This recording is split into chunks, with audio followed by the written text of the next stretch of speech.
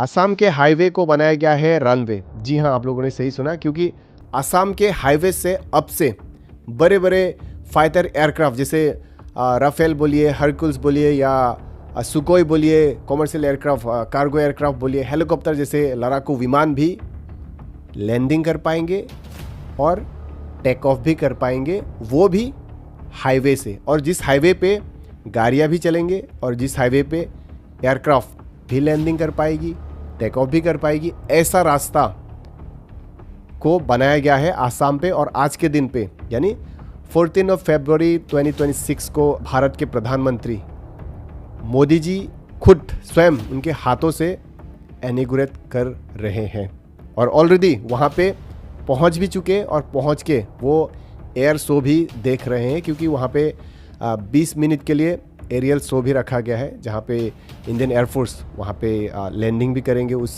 सड़कों पे, उस रास्ते पे, हाईवे पे, फिर वहाँ से टेक ऑफ भी करेंगे। ये सारे दिखाएंगे कि this highway is capable to handle fighter aircraft as well. ये वहाँ पे दिखाया जा रहा है और आप लोग को थोड़ा दिखाऊंगा। उसके बाद आप लोग को बताऊंगा कि आखिर क्यों इस रास्ते को क्यों बनाया गया है, हाईवे को क्यों रनवे पे कन्वर्ट किया गया है, वजह क्या है वो भी बताऊंगा, और कितने रुपया से या कितने बजट से इस रनवे को या इस हाईवे को बनाया गया है वो भी आगे बताऊंगा। पहले ये देखिए।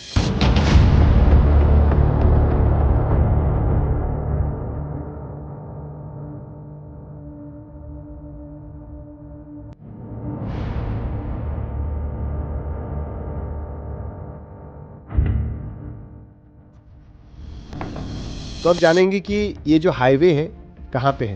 इसको इमरजेंसी लैंडिंग फैसिलिटी भी कहा जाता है। इसको बनाया गया है डिब्रूगढ़ डिस्ट्रिक्ट के मोरान एक जगह है बाईपास के सामने। इस रास्ते को या इस रनवे को बनाया गया है और इसका टोटल जो डिस्टेंस है 4.2 किलोमीटर्स का डिस्टेंस पे बनाया गया है इसको। और टोटल खर्चा कितना लगा था इस रनवे कम हाईवे को बनाने के लिए, तो इसका टोटल जो खर्चा आया था 100 करोड़ का, 100 करोड़ रुपये से बनाया गया है इस इमरजेंसी लैंडिंग फैसिलिटी को। और इस हाईवे को कहा जाता है नेशनल हाईवे 127 और ये मोरान डिब्रूगढ़ पे है इन अपर असम। ओके, और अब टेक्निकल एस्पेक्ट के बारे में थोड़ा जानते हैं। ये जो रास्ता है ये कितना वजन ये सह सकती है या कितना वजन की एयरक्राफ्ट वहाँ पे लैंड कर सकती है या वहाँ से टेक ऑफ कर सकती है, वो भी जानेंगे। तो देखिए, ये जो रास्ता है ये 4 लेन रास्ता है, मतलब 4 लेन हाईवे है ये।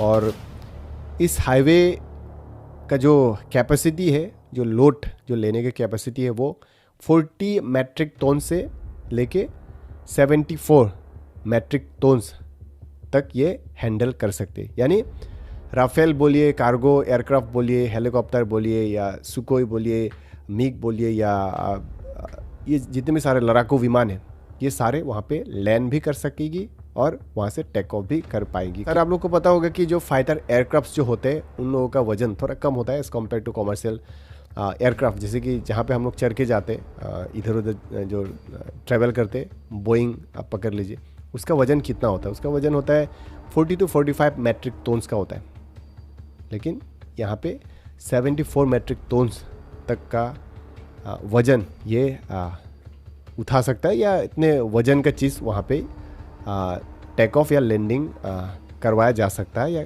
कर सकती है उस हाईवे पे। मतलब कि लड़ाकू विमान जैसे सुकोई बोलिए, राफेल बोलिए, मिग बोलिए, ये हरकुल्स बोलिए, ये सारे बड़ी आसानियों से उस सड़कों पे या उस हाईवे पे लैंडिंग भी कर पाएगी और टेक ऑफ भी कर पाएगी। और हाँ, ये जो रास्ता है, ये जो हाईवे है, वहाँ पे लेकिन डिवाइडर नहीं दिया गया है। 4 वे हाईवे, ये 4 वे है, लेकिन आप लोगों ने देखा होगा अक्सर कि हाईवेज पे क्या होता है, 4 वे में क्या होता है, बीच में डिवाइडर होता है, लेकिन यहाँ पे डिवाइडर नहीं मिलेगा। ये प्लेन तरीके से बनाया गया है ताकि एयरक्राफ्ट भी लैंडिंग कर पाएगी और टेक ऑफ भी कर पाएगा। उसके साथ आसपास फेंसिंग दिया गया है ताकि जानवर बोलिए या लोग वहाँ पे डिस्टर्ब नहीं कर पाएंगे जब लैंडिंग होगा या लैंडिंग के समय पे। तो इस तरीके से उस जगह को, उस हाईवे को बनाया गया है और ये नॉर्थ ईस्ट इंडिया का पहला एमरजेंसी लैंडिंग फैसिलिटी कहा जाता है, या ये first ever landing facility in north east India. तो क्या इससे पहले भारत में दूसरे जगह पे ऐसा लैंडिंग फैसिलिटी या इमरजेंसी लैंडिंग फैसिलिटी को बनाया गया है? तो इसका आंसर है यस, लेकिन बहुत सारे नेशनल मीडिया के लोग भी कह रहे हैं कि ये इंडिया का फास्ट है या इंडिया का फास्ट था, लेकिन नहीं। इससे पहले राजस्थान के बारमर डिस्ट्रिक्ट पे नेशनल हाईवे 925A वहाँ पे भी इमरजेंसी लैंडिंग फैसिलिटी को बनाया गया था, और जिसका जो डिस्टेंस था, कुल डिस्टेंस था 3 kilometre. Means that was the first emergency landing highway या फैसिलिटी इन इंडिया, वो पहला था। और जो डिस्टेंस अभी का जो आसाम का जो मोरन पे जो बनाया गया है, इसका डिस्टेंस थोड़ा ज़्यादा है, 4.2 किलोमीटर्स का है, लेकिन जो पहला बनाया गया था राजस्थान पे उसका डिस्टेंस था आपका 3 किलोमीटर। ओके, एंड तो आप जानते हैं कि इस हाईवे को या इस रनवे कम हाईवे को क्यों बनाया गया है? वजह क्या है? वजह है, और वजह बहुत महत्वपूर्ण है। क्यों? क्योंकि देखिए, ये जो मोरन पे ये जो इमरजेंसी लैंडिंग फैसिलिटी को बनाया गया है, उस जगह से LOC line of control China के साथ जो इंटरनेशनल जो बॉर्डर है, वहाँ तक का जो डिस्टेंस है, इट्स ओनली अबाउट 300 किलोमीटर्स रफली, इतना होगा।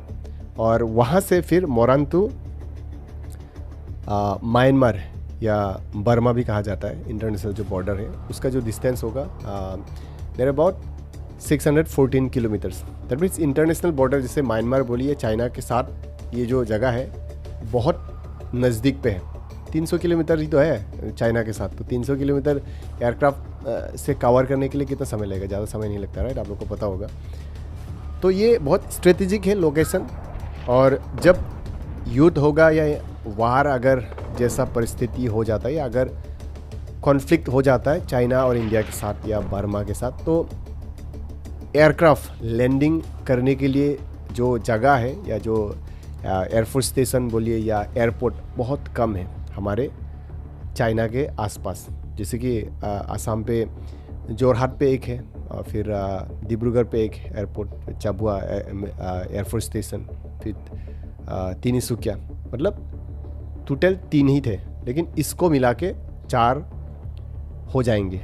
और आप लोग को पता होगा, जब अगर युद्ध होगा, तो युद्ध होने के टाइम पे, जब युद्ध होता है, तब क्या करते दुश्मन, क्या करते, टारगेट करते एयरफोर्स स्टेशन बोलिए या एयरपोर्ट को टारगेट करते। अगर जितने भी सारे अभी एयरपोर्ट्स हैं, उन सारे एयरपोर्ट्स को अगर नष्ट किया जाता है, बर्बाद कर दिया जाता है अटैक करके, तो हमारे वायुसेना लैंडिंग कहाँ करेगी भाई?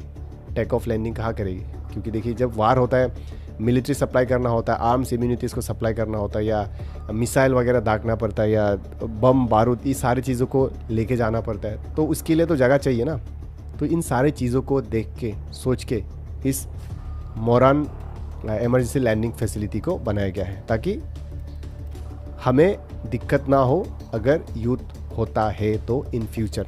और उसके साथ साथ वहाँ पे दूसरे चीज़ जो के लिए भी काम आएगा, जैसे कि आसाम पे बाढ़ होते रहता है, सारे आप लोग को पता होगा, फ्लड होते रहता है। तो जब फ्लड हो जाएगा, या चाइना की तरफ से अगर ब्रह्मपुत्र नदी पे पानी छोड़ दिया जाएगा, तो वहाँ पे अगर डूब जाता है जगह, आसपास के इलाकों को अगर डुबा दिया जाता है या डूब जाता है, तो तब क्या करेंगे?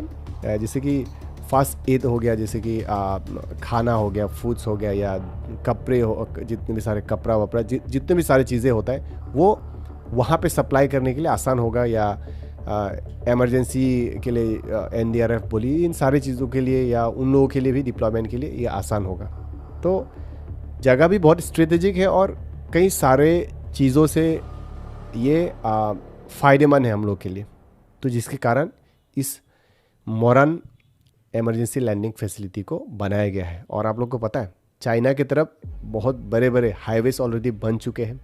उसके साथ साथ वहाँ पे एज पर रंजीत बोरठाकुर, जो रिटायर्ड मिलिट्री इंटेलिजेंस के ऑफिसर है, उन्होंने बताया कि चाइना पे या चाइना के आसपास, LOC के आसपास, चाइना ऑलरेडी 5 से ज़्यादा, एटलीस्ट 5 ऐसे एयरपोर्ट्स या मिलिट्री स्टेशंस बना के रखे हुए हैं। फ्यूचर सोच के उन लोगों ने ऑलरेडी सब कुछ तैयार करके रखे हैं।